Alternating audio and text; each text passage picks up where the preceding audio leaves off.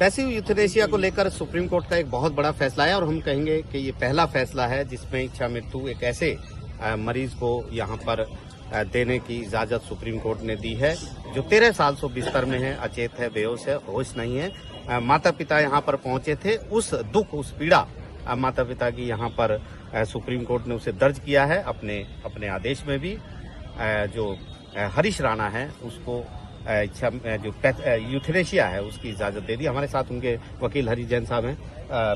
मनीष जैन साहब हैं। सर, कैसे देखते हैं इस फैसले को, क्योंकि बहुत बड़ा फैसला है और एक नजीर सुप्रीम कोर्ट ने अब तय कर दी है और एक पैरामीटर भी।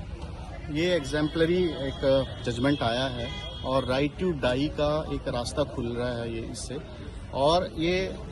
आर्टिकल 21 जितना इंश्राइन है राइट टू लाइफ को लेके, उसी में एक छोटी सी किरण राइट टू डाई की भी आई, क्योंकि सिचुएशंस ऐसी हो जाती हैं कई बार जीवन में जिसका कोई इलाज नहीं होता। ऐसा ही हरीश राणा के केस में हो, और आज ऑनरेबल सुप्रीम कोर्ट ने अलाउ कर दिया है कि हरीश राणा को अपने नेचुरल स्टेट में रखा जाए और जब तक वो जी सकता है, जब तक वो कोऑपरेट कर सकता है उसका सोल और बॉडी आपस में, तब तक रहे, उसके बाद उसको मुक्त हो जाए। जी, तो किस तरीके से अब सुप्रीम कोर्ट ने ये भी कहा है कि जो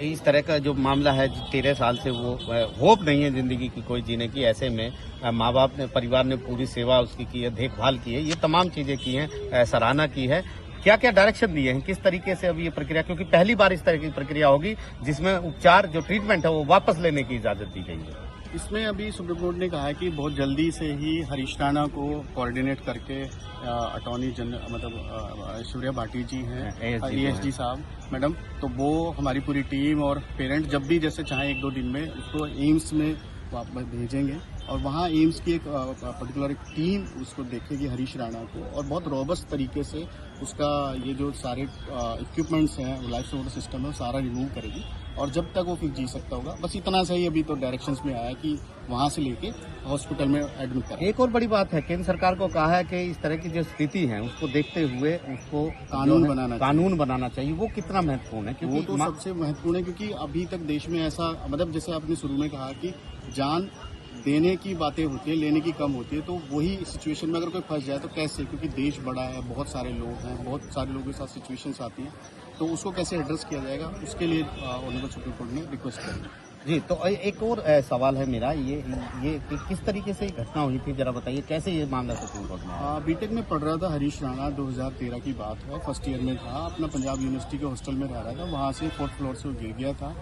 और गिरते के साथ ही उसको हेड इंजरी हो गई। इमीडिएट उसको वहाँ के PGI हॉस्पिटल में लेके गए और हॉस्पिटल में थोड़ा सा ट्रीटमेंट करके उसको डिस्चार्ज कर दिया, लेकिन साथ में ही पता लग गया कि अब उसके जीवन में, मतलब एज अ सर्टिफिकेट पता लग गया कि अब उसका कोई रिस्पांस नहीं है अगले मतलब कभी भी 100% उसको पैलेटिव स्टेट पे रख दिया गया। बहुत कोशिश करी, जितने भी देश में टॉप डॉक्टर थे सबसे कंसल्ट किया गया, सबको ट्रीटमेंट दिलवाया गया, लेकिन कोई रिकवरी का चांस नहीं और कोई छोटा सा भी, मतलब वेरी फर्स्ट डे से लेकर आज दिन तक कोई इम्प्रूवमेंट नहीं है। तो लाइफ सपोर्ट सिस्टम से वो चल रहा था, गले में कैथेटर था, पेट में EAG था, इस तरह के ट्यूब्स थे। इसी को लेकर हम हाईकोर्ट गए थे कि भैया ये भी लाइफ सपोर्ट सिस्टम इसको हटवा दीजिए अरुणाचल विभाग के हिसाब से और 2018 के कॉमन कॉज पे, लेकिन उन्होंने डिनाई किया कि ये लाइफ सपोर्ट सिस्टम में नहीं आता। उसी डेफिनेशन को हमने एनलार्ज कराने के लिए सुप्रीम कोर्ट से करी थी रिक्वेस्ट और आज उन्होंने वो मान लिया कि हाँ ये भी लाइफ सपोर्ट सिस्टम में है। सबसे बड़ी बात एक ये है कि एक रास्ता खुल गया अब ऐसे मामलों में, तो आपको लगता है कि अब बहुत सारे लोग आएंगे सुप्रीम कोर्ट में